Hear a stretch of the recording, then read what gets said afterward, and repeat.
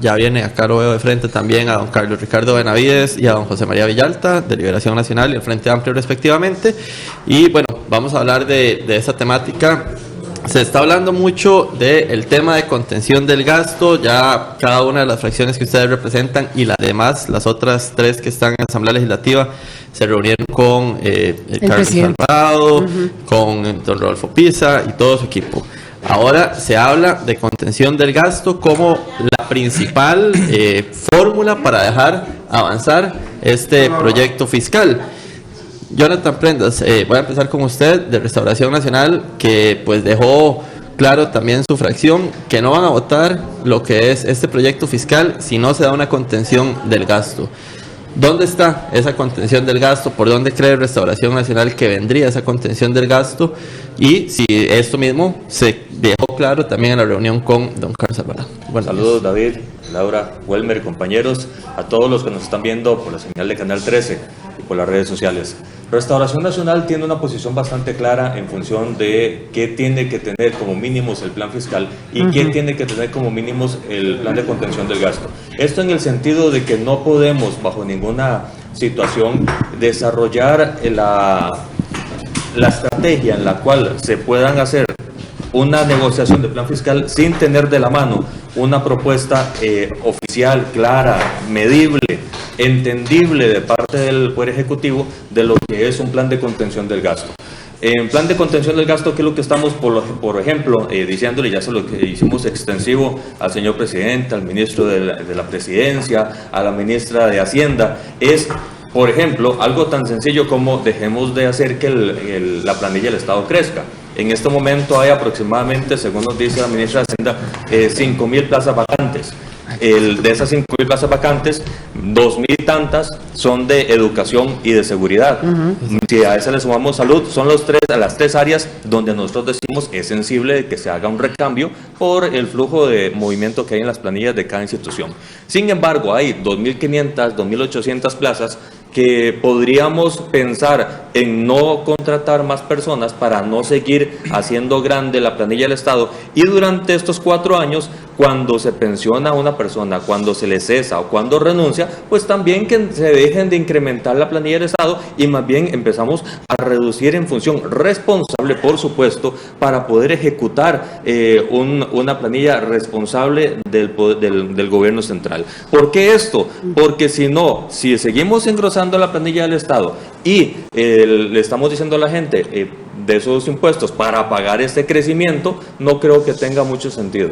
Restauración Nacional cree en un balance responsable entre un plan fiscal donde el que pague más, el que gana más pague más y el que gana menos pague menos, es decir, progresivo, cuidando la parte de las medicinas, por ejemplo, donde no estamos de acuerdo que se grave, donde estamos diciendo, denos un estudio técnico específico que certifique que el 4% en educación, en salud y el 2% en canasta básica es necesario, entendemos la trazabilidad, queremos el estudio técnico en donde diga esos son los porcentajes mínimos que se tengan que establecer para explicarle a la gente, vean, el gobierno tiene su sustento, nosotros estamos probablemente o no entendiendo el tema y respaldando el tema, tendríamos que ver la parte técnica, pero los elementos técnicos es lo que estamos ocupando. En la parte de contención del gasto, algo tan sencillo como dejar de hacer crecer la planilla del Estado es básico para nosotros.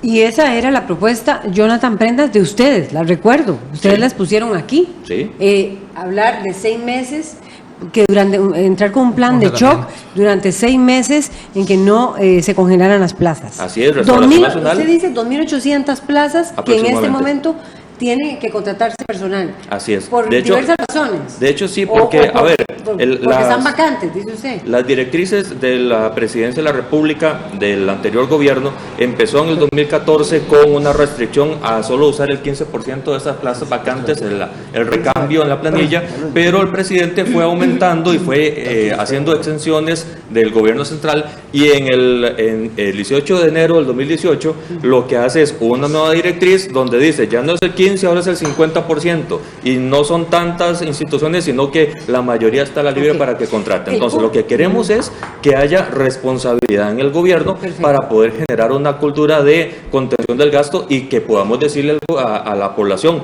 y a nosotros mismos en el plenario legislativo, bueno, tenemos un plan de contención del gasto serio, medible, puntual, exacto, y por eso queremos traer a la ministra de Hacienda para que lo explique con santos y señas ante los 57 diputados y ante la prensa para que no quede ninguna duda. Sí, le entendimos. Jonathan Prendas, diputado de Restauración Nacional. El punto es, comparte esta visión también Liberación Nacional. Carlos Ricardo Benavides, buenos días. En el sentido de que mi pregunta sería, yo sé que tal vez ahora Jonathan no la pueda contestar usted de inmediato para darle oportunidad a todos. ¿Cuánto se ahorra el Estado con 2.800 plazas? ¿Dónde están esas 2.800 plazas? Y si ustedes, Liberación Nacional, Carlos Ricardo, comparten también esa visión de entrar entonces con medidas de congelamiento de plazas. Muy buenos días. Buenos días. Nosotros hemos insistido en la necesidad de que el gobierno plantee abiertamente, con detalles, un plan de contención del gasto público que acompañe el proyecto de ley de fortalecimiento de las finanzas públicas. La ministra de Hacienda, doña Rocío Aguilar, nos ha manifestado ya en 2 ocasiones que el plan fiscal que está en la Asamblea Legislativa, que es básicamente impuestos, tiene muy poco de recorte de gasto, significa alrededor del 1.4% del Producto Interno Bruto. En términos del déficit fiscal, que hoy ronda el 6,5%, el gobierno se ha planteado la necesidad de llegar alrededor del 3,5% para poder llegarle por lo menos al déficit primario.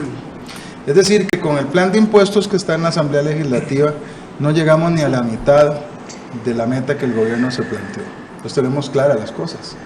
Hay por lo menos entre un 1,5% y un 2% del Producto Interno Bruto en la brecha fiscal, que habría que alcanzarlo a través de reducción del gasto público y por supuesto crecimiento, que todos quisiéramos que lo haya. El punto es en qué van a recortar, don Carlos Ricardo, creen ustedes. Allá vamos. El tema, digamos, de congelar plazas y tal, habría que medirlo, pero es probable que eso esté muy lejos de poder tener un impacto. O sea, ¿usted no está de acuerdo con que se congelen las plazas? No es que no esté de acuerdo. Habrá que ver en dónde se necesita congelar plazas, en dónde no se puede o no se debe, pero creo que sí tienen que haber señales en materia de nuevas contrataciones. Sin embargo, no creo yo que ahí esté el grueso de lo que el gobierno podría ahorrarse. ¿Dónde está? La ministra nos ha insistido en que necesitan sí o sí la aprobación del capítulo que les permita flexibilizar las transferencias que están hoy sujetas por ley con destino específico. Hablemos de cuáles son esas transferencias. Bueno, hay muchísimas. Las universidades, tienen que ver con pensiones, universidades, tienen que ver también con instituciones como el PANI, por ejemplo. Tienen que ver con muchas, pero le hemos dado nosotros absoluta libertad al gobierno para que ellos nos digan dónde van a hacer esos recortes de transferencias. No va a ser Liberación Nacional, supongo tampoco la oposición, la que le va a decir al gobierno dónde debe recortar o no, pero esa es la primera señal que ellos nos han dado. Vamos a recortar transferencias, necesitamos que los diputados nos aprueben la ley que permite al gobierno saltarse, por lo menos olvidar la obligación legal de hacer esas transferencias para poder entonces hacer recortes. ¿Eso significa entonces reducir presupuestos a universidades? No lo sé. ¿O significa reducirle el presupuesto al Patronato Nacional de la Infancia? Yo no lo sé. Eso es un tema, le digo, hay varias... Entonces, ¿en qué se reduce el gasto? Bueno, es que eso habría, Laura, que preguntárselo a la ministra de Hacienda o a los representantes del gobierno. Obviamente no a nosotros que somos oposición. Pero ¿en qué piensan ustedes que se puede recortar, de acuerdo con los datos o investigaciones que ustedes han hecho? Mire, hay muchas posibilidades. Todo depende del estilo de gobierno y el estilo de estímulos que usted quiera dar en un sentido o en el otro. Eso es muy sencillo. Me parece que el gobierno debe establecer cuáles van a ser sus metas. Lo que es claro es que a punta de impuestos esto no sale. Y además le digo algo más. Si se trata de un plan de puros impuestos, Liberación Nacional no va a estar ahí. Eso quiere decir que las señales no serían tampoco por las plazas, ni congelamiento de plazas en el caso de Liberación Nacional, que se reciba algo. No necesariamente. Es decir, lo de las plazas se puede incluir. Yo creo que el gobierno debe mostrar mayor austeridad que el gobierno anterior, que lo que hizo fue establecer una directriz para el no aumento de plazas y poquito a poco lo fue soltando como a cuentagotas, para que los costarricenses no sintiéramos que efectivamente venían de regreso con la contratación abultada y terminaron con el chorro abierto, ¿verdad? Sencillamente gastando y contratando mucho más personal del que resultaría prudente en la situación fiscal que tenemos. Ya vamos, don Jonathan, don Welmer Ramos, entonces, ¿por dónde iría esa reducción de gasto? Porque sí les quisiera compartir, y lo han dicho aquí expertos, la misma Contralora lo ha dicho aquí, que la planilla es muy difícil de recortar. Es decir, la planilla mayoritariamente es policías y educadores. Educadores, para decir en general, me refiero a la planilla de educación, que es de 90,000 empleados públicos. Y seguridad debe andar por un grupo bastante grande. ¿Cuál es el manejo que tienen ustedes allí? Por eso es que insisto mucho en ver en concreto. Yo creo que una de las cosas para empezar una discusión es tener claro cuál es la dimensión del problema. Si no tenemos nosotros las cifras exactas de la dimensión del problema, entonces podemos estar diciendo que con recortar la compra de fósforos, pues entonces solucionamos el problema que tenemos en la casa porque no podemos pagar el alquiler. Pero no, vuelven, ya las cifras están. Sí, eso es, pero lo que estoy diciendo es el tamaño, la dimensión es muy grande, no se logra con pequeños ahorros. Ahora, que no sean importantes, eso es otra cosa. Sí es importante dar señales. En el tema del empleo, hay una serie de servicios que el Estado no puede dejar que se deterioren. Y entonces, cuando hay plazas en el presupuesto y el gobierno puede incrementar plazas, eso ha pasado por el escrutinio de la Asamblea Legislativa, porque el presupuesto del Poder Ejecutivo pasa por ahí. Y entonces quiere decir que ha sido aprobada por una Asamblea Legislativa, la anterior, que ha visto este tema. Ahora, que se pueden hacer cosas, sí, el gobierno anterior puso directrices, pero llegó el momento en que de cada 7 solo uno se podía, de cada 7 que se iban, solo uno se podía reponer. Llegó el momento en que había servicios en que lo que habían era 3 o 4 personas dándolo. Cuando ya faltan 2, lo que se convierte es en una traba para el ciudadano que llega a hacer una gestión, un trámite, y entonces eso se ve atrasado. Entonces, por eso alguna directriz como esta del 50% de las plazas congeladas era exactamente para ese tipo de servicios. Ahora, en policía tenemos un faltante.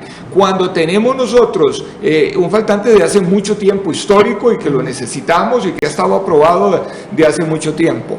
Y en el tema de educación es porque hemos hecho cambios importantes en educación, principalmente la educación preescolar y lo que es la educación técnica. Viene la cobertura de educación preescolar, que es lo que está pidiendo la OCDE. Eso, exactamente, y eso es lo que se quiere por ahí. Desde materno, 4 años. Ahora hay que ir con otras cosas. Aquí tenemos nosotros que modificar la ley para cerrar los portillos de evasión y elusión, y esto hay que hacerlo. Yo creo que aquí estamos todos de acuerdo, pero también necesitamos el tema de recaudar mejor. Tenemos que ampliar la base de impuestos porque la estructura productiva de este país cambió. Hace 20 años o 23 años, cuando se hizo la última reforma, este país tenía una estructura productiva más de bienes agropecuarios, ahora es de servicios, y esos servicios no están cubiertos, hay que meter eso. Pero también los procesos productivos se han internacionalizado y nosotros no tenemos exactamente tampoco la legislación que nos permita captar bien los impuestos en procesos que pueden ser más difíciles. ¿Pero cómo hacerlo?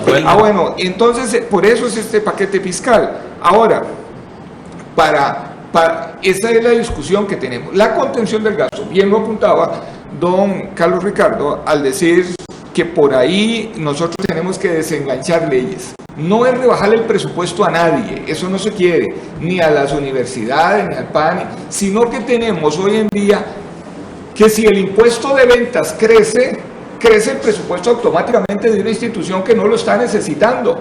Y si vamos a ampliar la base del impuesto de ventas a IVA y lo que vamos a hacer es llenarle de plata los presupuestos a instituciones que no lo están requiriendo, cuando no lo podemos asignar para lo que sí necesitamos, esos son las inflexibilidades que tiene el presupuesto y necesitamos desenganchar esto. Ahí le permite al Estado ya ahorrar muchos millones, porque no es necesariamente que si aumentó la recaudación, entonces aumente usted el presupuesto a lo que quiera, porque tiene que gastar ese dinero. Eso es lo que está pasando hoy en ¿Cuáles día. son esas instituciones? ¿Está hablando usted? No se han definido. ¿Cuáles son esas instituciones que no se les puede? Por ejemplo, está el PANI, hay algunos dineros. Está hablando de las leyes específicas de las universidades. Leyes específicas que atan el presupuesto a incrementos en la producción o incrementos en la recaudación, etcétera, que no necesariamente es lo que el país está necesitando en determinado momento. Pero las tienen determinadas. Sí, ya están determinadas. Son muchísimas, no le voy aquí a especificar, pero le puedo decir el PANI, le puedo decir algunas que tienen que ver con FODESAF, etcétera. También está metido IMAS, IFAN, INDER, etcétera, que tienen que ver con recaudación de impuestos y que necesitamos desengancharlas, pero sin rebajarle los presupuestos que esas instituciones hoy en día tienen, y sin decir que no van a aumentar esos presupuestos en lo que es necesario, pero no con esa regla de que aumentan automáticamente. Yo creo que por ahí vamos, pero hay que hacer otros temas. Uno, tenemos que seguir trabajando en mejorar la recaudación y tenemos que seguir trabajando en reactivación. Esta economía, cuando crece al 7% o al 8%, y que se vio en gobiernos anteriores, la recaudación crece fuertemente. Y sí lo podemos lograr si nos ponemos de acuerdo para hacer desde la Asamblea Legislativa algunas modificaciones en ley. Una de esas cosas es defender al consumidor y hacer un consumidor más sano para tener una demanda interna más fuerte. Y ahí don José María Villalta ya ha planteado un proyecto que hay que perfeccionarlo un poco, que es, por ejemplo, el de usura, el de cláusulas abusivas, etcétera, porque necesitamos generar más demanda para que esta economía camine más fuerte y el Estado capte más. Don José María Villalta, diputado del Frente Amplio, ¿por dónde iría el norte de la fracción que usted representa, del partido que representa, hacia los recortes? ¿Dónde creería José María Villalta que se pueden dar esos recortes? Y también le pregunto, ¿esta contención del gasto ve José María Villalta que fuese equivalente al tema de despidos en el sector público? Usted tiene el micrófono ahí, don José María, tranquilo. Sí, buenos días. Buenos días, Laura, buenos días, compañeros aquí en la mesa y a toda la gente que nos sigue desde sus casas. Yo creo que es necesario hacer esfuerzos de contención del gasto, de frenar gastos superfluos. Me parece bien que el gobierno vaya a anunciar que va a limitar totalmente la viajadera y eso, ya anunció. Nosotros sacamos el lunes aunque que va el recorte viajes. sea bajo, son señales importantes. Estoy de acuerdo en que la planilla del Estado no puede crecer desbordadamente, desproporcionadamente, pero me parece que aquí hay una gran confusión, ¿no? A propósito de lo que planteaba Jonathan. No es lo mismo llenar plazas vacantes que hacer crecer la planilla del Estado, ¿verdad? Una plaza vacante es cuando hay un funcionario que está trabajando, que está prestando servicios, se supone necesarios, y se pensiona, se muere, lo despiden y entonces queda la plaza vacía, queda el servicio sin prestarse. A mí me parece que es un error plantear que no se pueden llenar esas plazas vacantes. Ya la directriz dice que se pueden llenar en un 50%. O sea, ya hay un límite. Pero ahora Jonathan quiere reducirlo más. Entonces imagínense, por ejemplo, el Ministerio de Trabajo. Hay lugares del país muy conflictivos donde hay solo 2 inspectores que cubren todas las plantaciones piñeras, por ejemplo. Imagínense que uno se muere y el otro se pensiona. Ya con la directriz actual, el Ministerio de Trabajo solo puede contratar un nuevo inspector. Y ahora quieren que no pueda contratar ninguno. ¿De quién va a proteger los derechos de los trabajadores? Es decir, hay una confusión. Yo sí estoy de acuerdo en que la planilla no puede crecer a crear plazas nuevas si no hay justificación técnica, fuentes de financiamiento, pero aún así hay áreas que lo necesitan. Welmer mencionaba el tema de los policías, donde podemos coincidir, usted mencionaba el tema de la educación primaria, yo metería, por ejemplo, el tema materno-infantil, el tema de los guardaparques, por ejemplo. Y según estudios del MINAE, hace falta, solo para poder cuidar los parques nacionales, hace falta por lo menos contratar entre 800 y 1000 guardaparques más. Bueno, es cierto que eso no se puede hacer si no está el contenido presupuestario, pero yo creo que hay que tener mucho cuidado con estos planteamientos, porque lo que podemos estar haciendo es negarle a la ciudadanía servicios básicos que presta el Estado. Entonces, recapitulando, estamos de acuerdo con que no haya un crecimiento desproporcionado, injustificado de la planilla, pero nos vemos con preocupación esos planteamientos de impedir que se contrate gente en las plazas que quedan vacantes, porque ahí no hay un crecimiento de la planilla. En el tema de los destinos específicos, estamos de acuerdo con limitarlos de forma general, pero nos preocupan especialmente los casos de destinos específicos que van dirigidos a proteger a la población más vulnerable, ¿no? Los ¿cuáles le destinos preocupan? De FODESAF, por ejemplo, del PANI, aunque estamos dispuestos pero esos son los que se piensan cortar. bueno, es que ese es el problema. Bueno, hay muchos destinos específicos en el Estado, ¿verdad? Hay muchos, es cierto que son decenas de destinos específicos. Los de inversión social son los que más se han mencionado. Esos son delicados, pero sí estaríamos dispuestos a replantear la fórmula, ¿verdad? Es decir, se puede replantear que no sea un porcentaje, efectivamente un porcentaje automático de un impuesto, sino algún otro mecanismo que garantice un ingreso creciente, o sea, un ingreso por lo menos estable y que pueda crecer para atender las necesidades de las instituciones. Eso se puede revisar. Y también estoy de acuerdo con Welmer en que necesitamos revisar no los portillos, los portones del fraude fiscal y la elusión, ¿verdad? No estamos hablando de crear nuevos impuestos, estamos hablando de que hay en el país leyes desactualizadas, como la ley del impuesto sobre la renta, que tienen mecanismos que legalmente permiten no pagar impuestos a quienes deberían pagarlos. Bueno, esos portillos, que ahí ni siquiera estamos hablando de fraude fiscal, esos portillos, esos defectos que tiene la ley, que es una ley desactualizadísima, tenemos que revisarlos también. Las normas de combate a la corrupción, hay una relación directa. José María Villalta? Modernizar la legislación. ¿Qué significa modernizar? La legislación del impuesto sobre la renta tiene un modelo. La ley del impuesto sobre la renta tiene un modelo de renta cedular donde se cobran tarifas diferenciadas según cada fuente de ingresos. Modernamente ya se sabe que hay que pasar a un modelo de renta global donde se consideren integralmente los ingresos de las personas a través de todas las fuentes. Es necesario incorporar una norma moderna de su capitalización. Es necesario establecer una cláusula antielusión, como han hecho las legislaciones tributarias más modernas, para cerrar esos portillos. Hay que revisar el fraude con sociedades, ¿verdad? Existe la posibilidad en nuestro país de crear sociedades para dividir el patrimonio y no poner en riesgo el patrimonio personal cuando se hace una empresa, y eso está bien, pero no debe legitimarse el uso abusivo del velo corporativo de las sociedades mercantiles cuando se usa para cometer fraudes y no pagar los tributos que corresponde pagar. Ahí tenemos varios proyectos. O sea, se incluiría toda esa este nueva legislación en torno el Frente Amplio, en torno al tema de renta. En torno al tema de renta, en esta propuesta de reforma fiscal. Nosotros creemos que hay que incluir reformas en renta. La propuesta fiscal está totalmente desequilibrada, ¿no? Modernizan el IVA y con eso, ahí concuerdo con Jonathan, golpean a sectores de la población más vulnerables porque el IVA lo que grava es el consumo de bienes y servicios, amplían la base, ahora quieren hasta gravar la canasta básica, pero no hay la misma rigurosidad para revisar la ley del impuesto sobre la renta. Bueno, estamos discutiendo un plan fiscal que se plantea como una ley de contingencia, como una emergencia, se necesita resolver un problema urgente. Bueno, veamos una ley más justa, más equilibrada, que incorpore diversas medidas, pero que no se ensañe únicamente con la clase trabajadora, con la clase media, con los que menos tienen. Otras reformas podrían quedar para un segundo nivel. Tal vez no todas las que estoy planteando se puedan incluir en el plan fiscal porque se quiera aprobar rápido, pero podría haber un compromiso de las distintas fracciones de que se van a seguir revisando y se van a seguir haciendo otras reformas que son necesarias. Eso ayudaría a darle integralidad a esta discusión. Los micrófonos son de ustedes, ya hay reacciones. Hablando de la crítica a lo que está planteando Jonathan, Carlos Ricardo, también al tema de las plazas, a la necesidad de incluir lo de renta. Reacciones de ustedes. Me gustaría poner 3 puntos más sobre la mesa.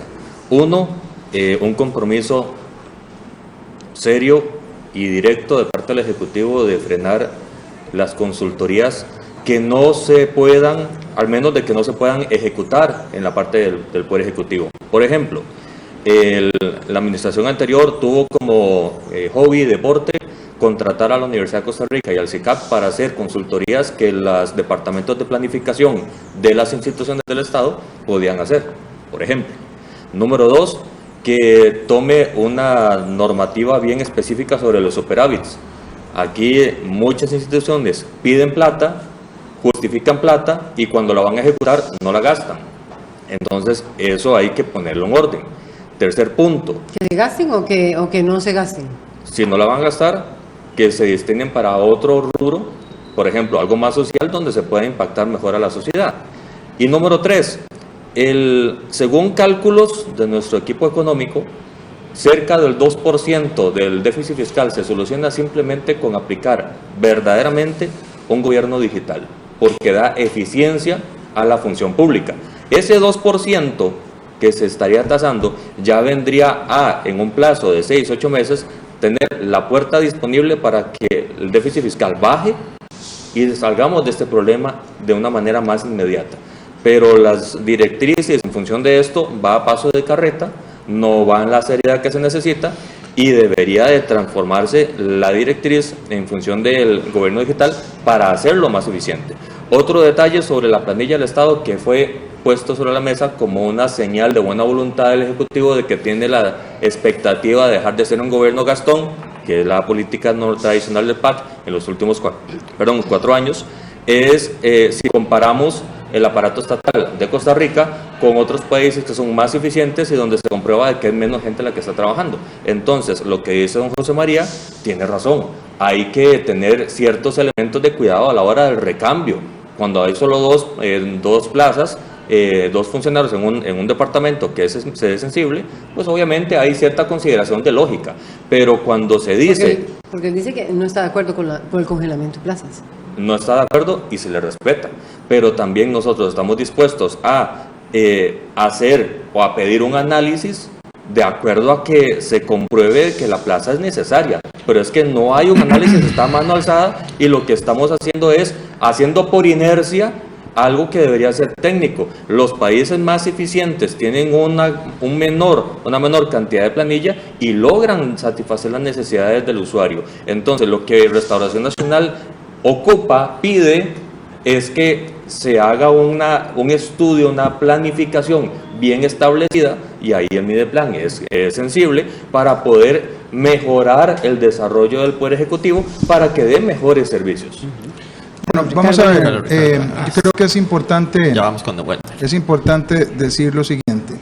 Primero, la planilla del Estado no pasa por la Asamblea Legislativa, como lo sugirió don Welmer en su totalidad. Por ahí pasa el presupuesto del gobierno central, el de las instituciones autónomas, no pasa por ahí. Donde haya habido una fiesta de contratación, no pasa por la Asamblea Legislativa. Entonces creo que eso es importante puntualizarlo. Número 2, han mencionado aquí a la organización, a la OCDE. Yo la mencioné. Sí, y creo que es importante decirlo. La OCDE acaba de venir a decir aquí que el presupuesto del INAH y de otras instituciones que tocan la parte de educación debería ser entendido como parte del 8% del Producto Interno Bruto. No sé si el gobierno va a estar a favor de esa política o no. Cuando doña Rocío Aguilar era Contralora General de la República, ella lo planteó. Don Edgar Mora dijo aquí de que esa sí, manera. el ministro de Educación, que así le parecía. Ya tenemos señales claras en ese sentido y esperaremos si ellos lo plantean dentro de esta discusión. Por otro lado, también hay que decir esto. Yo sé que los costarricenses, en su mayoría, los que nos están oyendo, les gustaría escuchar que mejorando la recaudación salimos de este bache. Eso no es cierto. Pero la OCDE dijo que sí, se ha mejorado, pero que es insuficiente. Claro, es insuficiente, pero déjeme terminar. Hay que mejorar la recaudación. Durante el gobierno Chinchilla Miranda hicimos un enorme esfuerzo en materia legislativa para mejorar la recaudación. Por cierto, don José María Villalta fue parte de las personas que estaban en la Asamblea Legislativa en ese tiempo. Aprobamos una serie de medidas fuertes para mejorar la recaudación, al punto de que durante el gobierno Solís Rivera se logró con base en esa legislación, y además porque dejaron al mismo personal al frente de tributación directa. Pero, aunque podemos mejorar la recaudación, para salir de un casi 7% de déficit fiscal, el gobierno va a necesitar mucho de los impuestos que está planteando y mucho de la contención del gasto que nosotros estamos exigiendo. Y lo digo nada más para que el tema de la recaudación, si bien es muy importante, no sirva como un distractor. Para que salgamos de este problema, el gobierno tiene que plantear medidas muy serias en materia de gasto. Y quiero decirle además algo que se me quedó de antes. Hoy en La Nación, el periódico La Nación, el ministro de la Presidencia habla de un 2.4% del Producto Interno Bruto como resultado del proyecto de fortalecimiento de las finanzas públicas, sí, es decir, del plan fiscal o del plan de impuestos que está en la Asamblea Legislativa. Y la ministra de Hacienda ha insistido en que solo da el 1.4%. Entonces, solo para comenzar, nosotros le vamos a exigir al gobierno que se pongan de acuerdo y que nos digan con exactitud si da el 1.4% el paquete de impuestos o si da el 2.4%, porque un 1% del PIB son 350.000 millones de colones, no se lo brinca nadie con garroche, ¿verdad? Entonces, ahí hay una diferencia inmensa, porque tiene que ver también con la parte de contención que el gobierno tiene que aportar, más allá de cargar únicamente de impuestos y de que le pidamos en conjunto ese sacrificio de los costarricenses. Don Carlos Ricardo, pero entonces, ¿cuál es la propuesta? Ustedes estaban afinando sobre qué en el recorte de gasto. A propósito de lo de la OCDE, que es ese club de países ricos al que Costa Rica quiere pertenecer, 36, dijo también que la recaudación había mejorado, pero que había que grabar y que incluir mecanismos en la reforma fiscal que tenían que ver con la evasión. Sí lo dijo. Sí. Pero ustedes en esta reforma no tienen nada sobre el tema de la evasión. No, vamos a ver. Entonces, ustedes van a incluir elementos que tienen que ver con la evasión. Ustedes, Laura, vamos de nuevo. El que está planteando la necesidad de llevar adelante un paquete de impuestos es el gobierno de la República y el Ministerio de Hacienda. Y por eso es que nosotros hemos pedido que vaya la ministra de Hacienda, para que nos diga qué es lo que quieren en materia de impuestos y qué es lo que van a hacer en materia de contención del gasto público. No somos los diputados los que vamos a empezar a tocar el texto ni el plan de impuestos sin que sea el gobierno el que tome la iniciativa. ¿Por qué razón? Porque hay 6 meses al año en donde la iniciativa en la Asamblea Legislativa, quien dice qué proyectos se ven y cuáles proyectos no se ven, cuáles se priorizan y dónde, es el Poder Ejecutivo. Es imposible pensar en una reforma tributaria en donde no sea el gobierno el que tome la delantera. Así lo hemos hecho cuando hemos sido gobierno, a los que nos ha tocado. Hace poco más de 4 años, nos pasamos 2 años pidiendo una reforma que era integral, mucho mejor que este paquete de impuestos que ahora se está planteando, y en aquel momento el Ejecutivo dejó el pellejo tratando de llevarlo adelante. Una parte de la oposición ayudó, otra parte de la oposición se opuso al plan fiscal, mucho más amplio en aquel entonces, y no se pudo, porque no pasó en sala cuarta, pero se le dio primer debate. En este caso, si se quiere que se le llegue a dar primer debate a un proyecto como este, tendrá el Ejecutivo que plantear qué es lo que quiere en materia de impuestos y qué es lo que quiere en materia de contención de gasto público, y además demostrar que esas medidas se puedan cuantificar y sepamos qué significa, porque para nosotros en la Asamblea Legislativa no significa tanto que nos digan que van a bajar algunas plazas o que se van a echar sobre la mitad de los viajes los ministros, si eso no ahorra de manera significativa. Y por eso es que estamos esperando que nos digan cuáles van a ser los ajustes en materia de transferencias que ya el Ministerio de Hacienda está mencionando. Welmer Ramos. Don Welmer, ¿y ustedes incluirían, aparte de esto que está diciendo, también el tema de vamos a ver, de impuesto de renta. Es un elemento que sí señala la OCDE. Sí, desde luego. Pero no está en y este proyecto ya lleva algunas normas o algunas normas antiparaíso, no reconocerle gastos a empresas que hagan en paraísos fiscales. Pero no lleva renta global ni universal. Es necesario ir a renta global ya cuando este país, como decía antes, se ha integrado a la economía internacional, pero no tenemos nosotros, la renta sigue siendo territorial, es lo que se de lo que se gana dentro de las fronteras del país que cobramos, y entonces eso permite simular que se gana afuera, y lo apuntaba bien los anteriores diputados. En ese sentido nosotros tenemos que ir adelante, no puede ser el proyecto que estaba hablando ahora don Carlos Ricardo, que ellos pasaron y que yo como asesor estuve apoyándolo y negociándolo. ¿Qué acuerdo entre Laura Chinchilla y con don Luis? Claro, ese proyecto tenía renta global y tenía renta mundial, y yo creo que aquí este es un plan de contingencia fiscal para salir de un bache en que estamos, pero no es...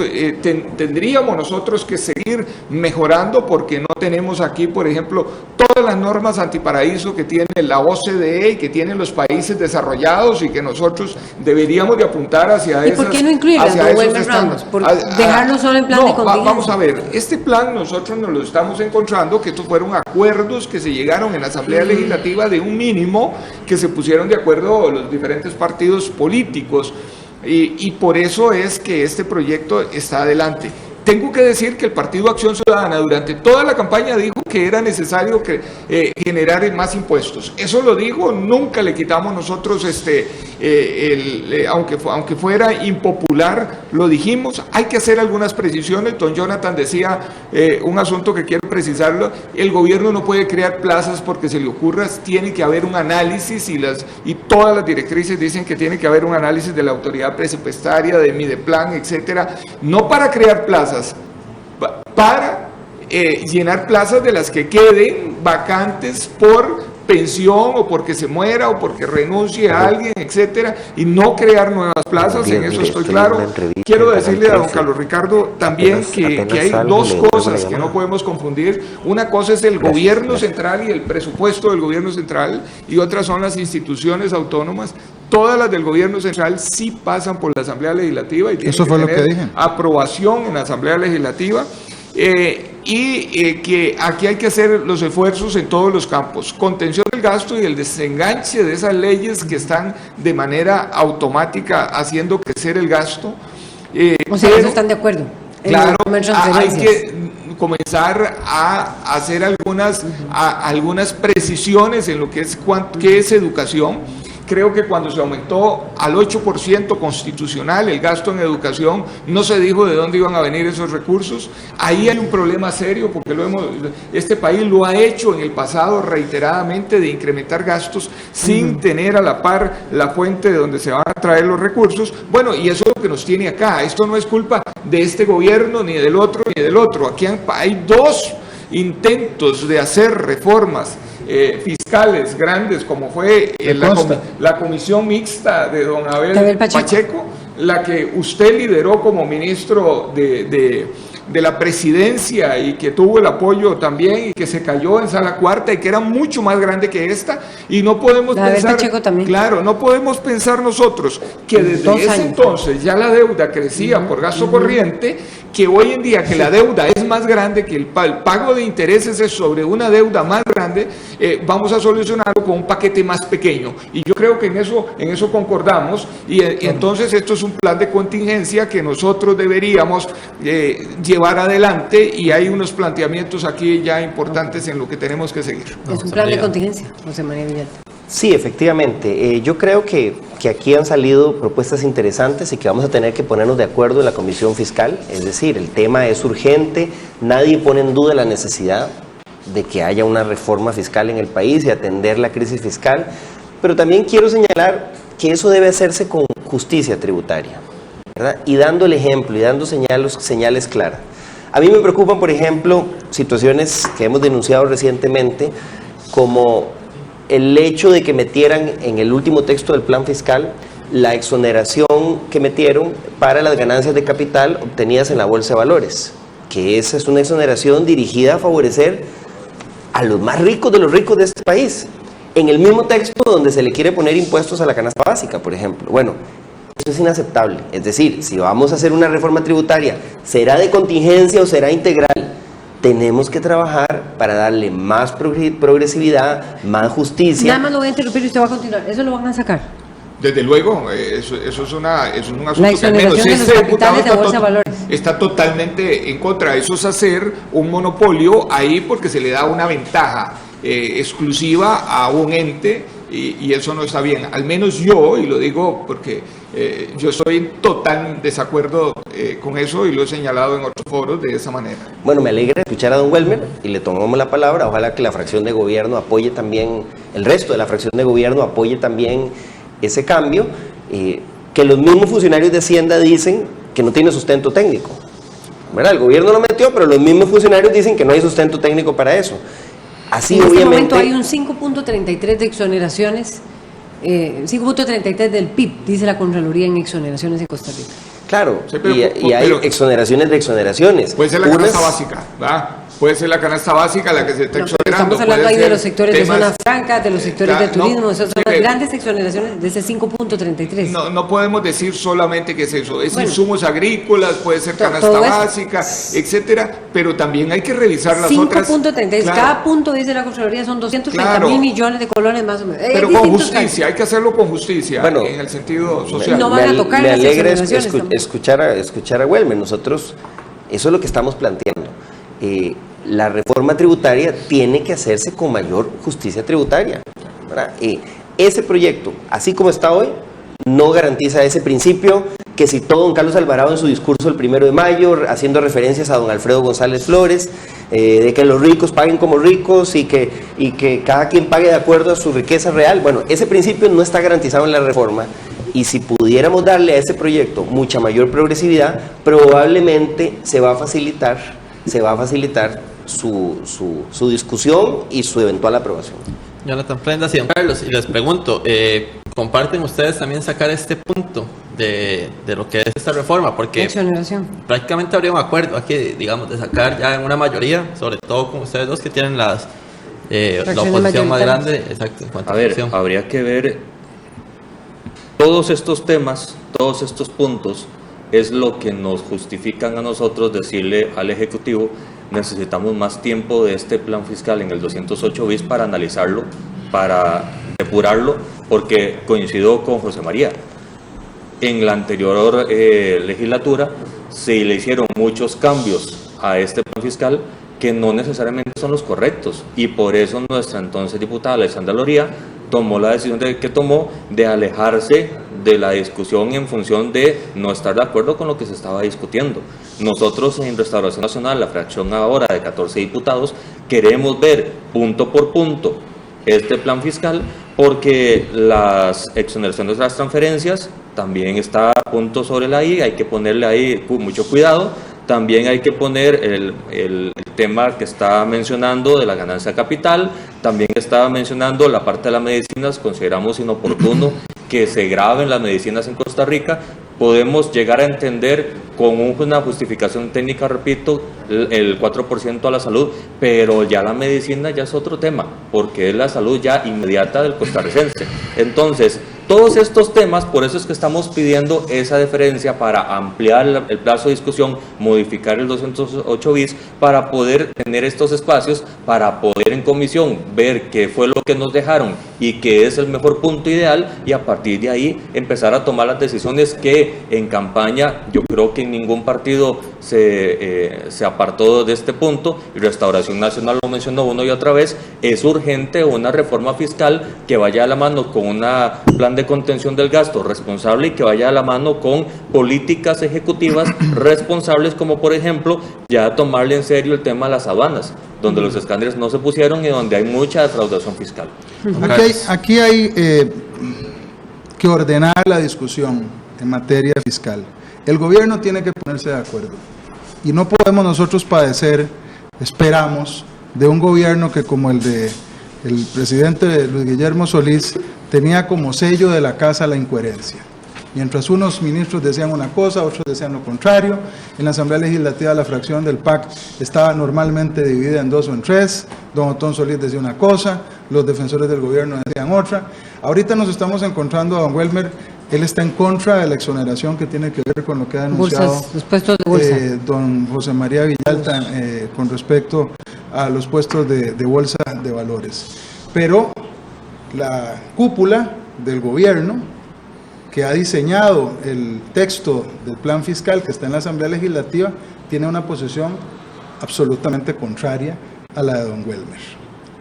Entonces, ¿cómo vamos a caminar? Que nos vengan a explicar cuál es la posición del gobierno de la República. Un gobierno que ya comenzó diciendo que va a ser proteccionista en materia agrícola, mientras que el Ministerio de Comercio Exterior dice que vamos a seguir avanzando con las normas de OCDE y que vamos a seguir avanzando en la apertura comercial.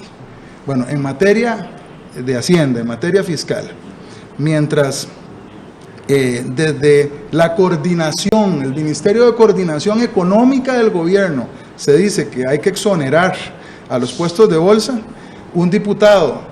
A la Bolsa Nacional de Valores, no a los puestos bueno, no, a la bolsa, sí, claro, perdón, a la Bolsa Nacional de Valores. Un diputado tan importante en materia económica para el gobierno, para el grupo oficialista, como es Welmer Ramos, dice que está en contra. Y ahí, ahí somos, claro, Ricardo. Entonces, ahí, no. Perdón, entonces, vea qué difícil apurar una reforma fiscal con un gobierno que ya empieza a mostrar sus primeros signos de incoherencia. Yo no me voy a perder el programa cuando ustedes, David y Laura, entrevisten aquí a la ministra de Hacienda y a su personal, para que sean ellos los que nos ilustren sobre todos estos puntos que efectivamente le tocan al gobierno de la República dejar claro a los costarricenses. Esta no es una asamblea legislativa con oposición que va a tomar iniciativa en materias en donde el Ejecutivo no las tome, como pasaba lamentablemente en el cuatrienio anterior. No, yo quería hacerle una pregunta aquí directa. En este caso, en un punto, no es en todo el plan en que estamos en desacuerdo, es en un punto, es en exonerar las ganancias de capital que se generan en la bolsa de valores de los impuestos. Don Carlos Ricardo, ¿usted está de acuerdo o está en desacuerdo? Mire, don Welmer. No, pero en concreto, ¿sí o no? Concreto no, ya le preguntó, yo no, tranquilo. Nosotros vamos a dar una respuesta sobre la integralidad de ese plan fiscal cuando el Poder Ejecutivo y la fracción del PAC se pongan de acuerdo. Antes no, ni le voy a contestar esa ni le voy a contestar otras, porque la oposición no está para ser juguete de un gobierno irresponsable. Nosotros vamos a esperar coherencia, Ricardo, de parte del... Aquí estamos contestando las preguntas. Yo he conversado con vos sobre ese tema. Y yo ¿has coincidido en las preocupaciones? Y yo la estoy contestando. Estoy muy preocupado por la incoherencia. Estoy muy preocupado de que el lunes la ministra de Hacienda nos diga que el proyecto que está en la Asamblea Legislativa recauda el 1.4%. Y hoy en La Nación abre el ministro de la Presidencia hablando de que deja el 2.4%. Ese es un mundo de diferencia. Sí, quiero decir, no solo un mundo de diferencia, sino que el peso del Ejecutivo es diferente. Hablar de tengo que compensar un 1.6 porque hay que llegar al 3%, o llegar a compensar un 1 o un 0.6% porque hay que llegar al 3%. Y el otro detalle que me gustaría ahondar, en el gobierno anterior no solo estaba el gobierno por un lado, con sus ministros cada uno por un lado, sino que la fracción del PAC en los últimos 4 años, y tal parece que otra vez vamos con ese ritmo, le gusta jugar el rol de fracción de oposición y no fracción oficialista. Entonces, esa preocupación de Liberación Nacional la comparte Restauración Nacional en función de saber con quién tenemos que tener interlocutor y en qué idioma vamos a estar hablando, porque si nos ponemos de acuerdo con Welmer Ramos y después viene doña Elena Camacho y nos dice otra cosa, después viene la ministra y nos dice otra cosa, después viene el ministro de la Presidencia y nos dice otra cosa, ¿de a quién le hacemos caso? ¿Y con quién negociamos? Porque la fracción del PAC es oficialista, no es oposición. Entonces, en este momento, en el punto que está poniendo sobre la mesa José María, parece que Welmer es oposición al equipo económico del gobierno de la República. Esas son las cosas que hay que transparentar para poder tener luz en una reforma fiscal que va a impactar el bolsillo de todos los costarricenses. Sí. Vamos a ver. Primero, ustedes saben que este gobierno es un gobierno multipartidista. La Asamblea Legislativa está hecha en muchísimas fracciones, pero yo esperaría que cuando vamos a negociar cosas como poder independiente legislativo, nosotros tengamos voz y podemos ponernos de acuerdo internamente. La Asamblea Legislativa no es una caja de resonancia del Ejecutivo 100%. Aquí, por ejemplo, el aguinaldo se pasó en contra del veto de un presidente de la República. Para ponerle solo un ejemplo, nosotros podemos hacer mucho y deberíamos de tener criterios claros en estos temas. Y entonces yo le lanzo la pregunta a usted. Yo soy claro en que esto de las ganancias de capitales exoneradas en la bolsa de valores, ¿lo apoyarían o no lo apoyarían? Las normas OCDE no son apertura. Quiero decirle que las normas OCDE son los mejores estándares de gobierno en muchísimos casos, pero no dicen cómo un país tiene que hacer su apertura o no apertura. Y aquí en esto hemos sido claros. Don Carlos Alvarado ha dicho: yo no voy con Alianza Pacífico, no voy con nuevos tratados cuando podrían comprometer la producción nacional, y en eso yo creo que hemos sido sumamente claros en el Partido de Acción Ciudadana y ponerlo sobre la mesa. Ahora, las discusiones en democracia, don Carlos Ricardo, eso no se pueden ver como incoherencias. Yo creo que eso es lo rico de un país que es democrático, donde podemos discutir cosas, y no podemos caminar únicamente como borregos arriados todos, por una... Téngalo por seguro que no. Es cierto que es un gobierno multipartidista, pero también es cierto que el gobierno tiene que ponerse de acuerdo. Igual que es cierto que Carlos Ricardo debería adelantarnos su posición sobre ese punto concreto. Pero... Sobre las bolsas. Sí, pero concretamente, a ver, en el gobierno es evidente que hay una pugna. A traer palomitas aquí a la señoría. En el gobierno es evidente que hay una pugna entre un sector económico voraz que quiere favorecer sus intereses privados y otros sectores que no están de acuerdo con esto. Me refiero a esa exoneración que es vergonzosa, que es un privilegio para los más ricos. Ojalá que la discusión del gobierno gane la postura de don Welmer, porque tienen que ponerse de acuerdo. Bueno, es cierto que como gobierno, que haya diversos partidos, no pueden que un ministro diga una cosa, que otro diga otra. O sea, eso es cierto. Tiene que haber debate, y yo no veo mal que haya discrepancias dentro del gobierno, pero en algún momento de don Carlos Alvarado, que es el presidente, tendrá que decidir, y esperamos que decida por la justicia tributaria y no a favor de los privilegios de un pequeño grupito. Mire, tiene que haber coherencia de parte del gobierno, tiene que haber una línea del Ministerio de Hacienda y de la Coordinadora Económica, y tienen que estar en línea para comenzar con la fracción de don Welmer. Aquí las incoherencias no las vamos a aguantar. Ese cuento de que este es un gobierno multipartidista es para tratar de ocultar la responsabilidad del Partido de Acción Ciudadana, que fue el que ganó las elecciones. Este es un gobierno PAC que escogió hacer cogobierno con una parte del Partido Unidad y llevar figuras de otros partidos políticos, pero el gobierno sigue siendo del Partido de Acción Ciudadana. Tienen que ponerse de acuerdo, y cuando se pongan de acuerdo y sean coherentes, pueden ir a negociar con la oposición. Solo quiero agregar que don Gerardo Corrales, del Partido de Liberación Nacional, dijo aquí que esta reforma implicaba un 2,4%. Lo recuerdo. Entonces, pero la última versión del texto sustitutivo... El texto sustitutivo 1.4. Ya en ese momento habían diferencias, porque recuerdo que Otón Solís hablaba de un 0.5. No, pero es lo que está ahí. Después Gerardo Corrales habló que era 2.4, eso fue... El original, Laura, el original. Ya lo que está ahí deja 1.4, según la ministra de Hacienda, salvo que la ministra de Hacienda no nos esté diciendo la verdad y el ministro Pisa, de la presidencia, sea el que está diciendo la verdad. Esas son las cosas que hay que averiguar. Okay. Doña Laura, yo creo que queda una cosa clara.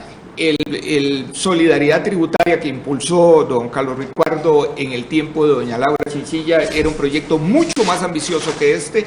Estamos claros que este no llena todo el bache que necesitamos, que tenemos que ir más allá para mejorar todas estas normas que permiten hoy la evasión y la ilusión, para hacer una reforma mucho más justa, que esto apenas es un plan de contingencia. Yo creo que en eso hemos estado de acuerdo y en lo que estamos iniciando una discusión que yo estoy muy optimista de ver que estamos en el mismo sentir en la Asamblea Legislativa, las diferentes fracciones. Eso lo veo yo muy positivo. Estamos arrancando con un proyecto que dejaron los anteriores legisladores y que nosotros vamos a perfeccionarlo para muy pronto tener un resultado positivo. Muchas gracias a nuestros invitados hoy. ¿Hay comentarios? ¿Dará chance de decirlos, al menos leerlos, algunos de ellos? Tal vez hay muy muchos rápido, comentarios que ustedes generaron. Muy rápido, voy a leer algunos. Dice Alonso OR, es necesario incluir en servicios básicos de ambiente. Nuestras áreas silvestres brindan servicios ecosistemáticos indispensables para el buen vivir. Pues que no se repongan las plazas, que se repongan las plazas de los que se jubilan. Después dice José Pérez Ramírez que paren de regalarle la plata a las universidades públicas, ahí se tiene una clase de fiesta. Marvin Alberto Amador dice, señor Benavides, su partido es el principal responsable del déficit y ahora aparecen como los grandes fiscales de esta crisis. Y dice Karin Niño, que bueno, es diputada también, compañera de ustedes del Partido de Liberación Nacional, el país necesita avanzar en el tema fiscal, pero no puede hablar de impuestos sin antes un compromiso claro con la contención del gasto. Y bueno, hay bastantes. Gracias, Carlos Ricardo Benavides, Welmer Ramos, Jonathan Prendas y José María Villalta. Vamos a una pausa, ya venimos con la ministra de la Condición de la Mujer para hablar del tema de la violencia intrafamiliar y otras acciones que va a emprender esta cartera.